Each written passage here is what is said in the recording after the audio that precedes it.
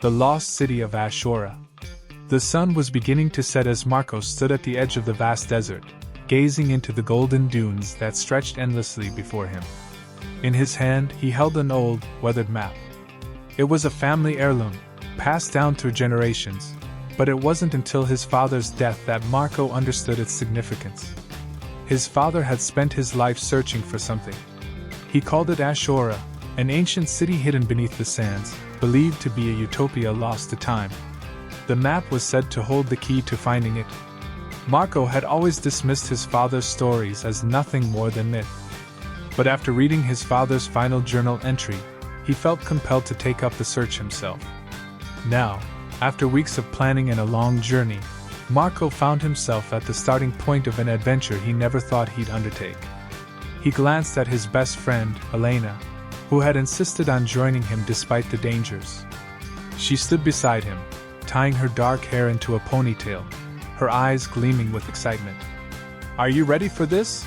she asked, her voice full of anticipation. Marco nodded, though he wasn't entirely sure if he was ready. The desert was treacherous, and even with the map, there were no guarantees they would find Ashora, or survive the journey. "Let's go before it gets too dark," Marco said, tucking the map into his backpack. Together, they set off into the desert, their footsteps soft against the shifting sands. The first night. The first night in the desert was unnervingly silent. The stars twinkled overhead, a breathtaking canopy of light, but Marco found little comfort in them. The vastness of the desert felt overwhelming, as if it could swallow them whole at any moment. They set up camp under the shelter of a rocky outcrop. Elena made a small fire, and they sat beside it, sharing a meal of dried fruit and bread. Despite the warmth of the fire, Marco couldn't shake the cold feeling in his chest. "Do you think it's real?" Elena asked, breaking the silence. She was staring into the flames, her face illuminated by their flickering light. "Ashora?" Marco shrugged. "I don't know. My father believed in it though. And if it was real to him, that's enough reason for me to look." Elena nodded thoughtfully. "I just hope we find something out here. It would be disappointing if we came all this way for nothing." "We'll find something," Marco said, though he wasn't sure if he believed his own words. They fell silent again, the crackling of the fire the only sound in the still night. Marco lay back on his sleeping mat, staring up at the stars. His father's voice echoed in his mind. "Ashora is real, Marco. It's real, and it holds the answers to everything." But what did that mean? What answers had his father been searching for all his life? The storm. The next few days were grueling. The desert heat was relentless, and the endless dunes made it hard to navigate. Despite the map, Marco often found himself second-guessing their direction. Elena remained optimistic, but even she began to show signs of weariness as the days dragged on. On the fifth day, as they trudged through yet another stretch of sand, a sudden gust of wind kicked up. Marco shielded his face with his arm, squinting into the distance. "Is that a storm?" Elena shouted over the howling wind. Marco's heart sank. A sandstorm. And it was coming fast. "Quick! We need to find shelter!" he yelled, grabbing her hand and pulling her towards a cluster of large rocks nearby. They barely made it in time before the storm hit, the wind roaring like a beast, whipping the sand around them in a frenzy. They huddled together under the rocks, trying to protect themselves from the stinging sand. The storm raged on for hours, the air thick with dust. Marco felt a sense of hopelessness creeping in. What if they couldn't find their way after the storm? What if they were lost forever in the desert? As if sensing his thoughts, Elena squeezed his arm. "We're going to be okay, Marco," she said, her voice steady despite the chaos around them. "We'll find Ashora." "I know we will." Marco nodded, though he wasn't so sure anymore. But he had to believe. For Elena's sake, and for his father's memory. The discovery. When the storm finally passed, the desert looked different. The landscape had shifted, the dunes rearranged by the powerful winds. Marco pulled out the map, trying to make sense of their location. "Look," Elena said, pointing to something in the distance. Marco squinted, his heart skipping a beat. There, half buried in the sand, was what looked like a stone structure.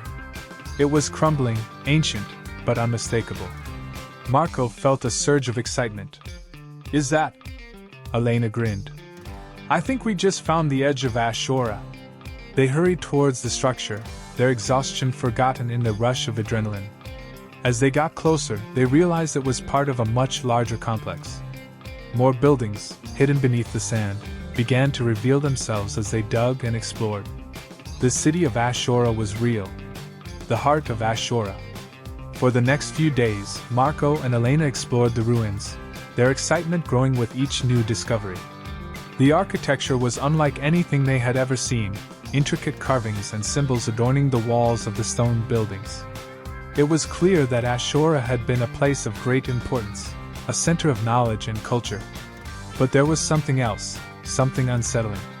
As they ventured deeper into the heart of the city, Marco began to feel a strange presence, as if they were being watched. He couldn't shake the feeling that something was lurking in the shadows of the ancient ruins. On the seventh day, they discovered a massive stone door at the center of the city. It was covered in symbols, some of which matched the ones on the map. Marco's hands trembled as he traced the symbols with his fingers. "This is it," he whispered. "This is what my father was looking for." Elena stood beside him, her eyes wide with awe. "What do you think is behind it?" Marco didn't know, but he had a feeling it was the key to understanding everything. His father's obsession, the secrets of Ashora, and perhaps even the meaning of his own journey. Together, they pushed against the door, their muscles straining with the effort. Slowly, with a deep rumble, the door began to open. Inside was a vast chamber, lit by an eerie, otherworldly glow. In the center of the room stood a pedestal, and on it, a glowing orb. Marco's heart raced. This was it. The heart of Ashora. The choice. As they approached the pedestal, Marco felt a strange energy in the air, like the very atmosphere was alive with power. The orb pulsed with light, casting an ethereal glow over the chamber. Elena reached out to touch it, but Marco grabbed her arm, stopping her. "Wait," he said. "We don't know what it is. But it's what your father was searching for, right?" she asked, her voice filled with wonder. "It could be the answer to everything." Marco hesitated.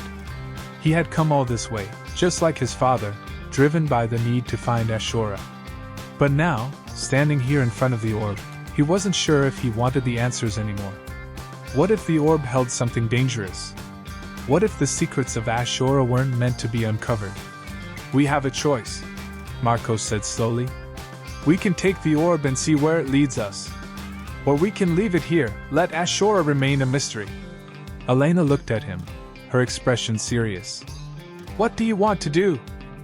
Marco thought of his father, of the years he had spent searching for this place, and of the obsession that had consumed him. He didn't want to end up like that, lost in the pursuit of something he couldn't understand.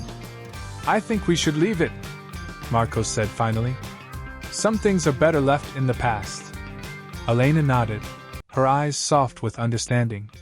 "Let's go, then." Together, they turned and walked away from the heart of Ashora, leaving the glowing orb, and its secrets, behind. As they made their way out of the city, Marco felt a sense of peace wash over him. He didn't need the answers anymore. He had found what he was really searching for, closure, and the strength to let go. Epilogue. Months later, back in their hometown, Marco stood by his father's grave, the wind rustling the leaves of the nearby trees. He placed a small stone, one he had taken from the ruins of Ashora, on the headstone, a silent tribute to the man who had started it all. "I found it, Dad," Marco whispered. "But I'm not going to let it control me like it did you. I'm moving on." As he walked away, he felt lighter, as if a great weight had been lifted from his shoulders. The city of Ashora was behind him now, its secrets buried in the sands where they belonged. But Marco knew,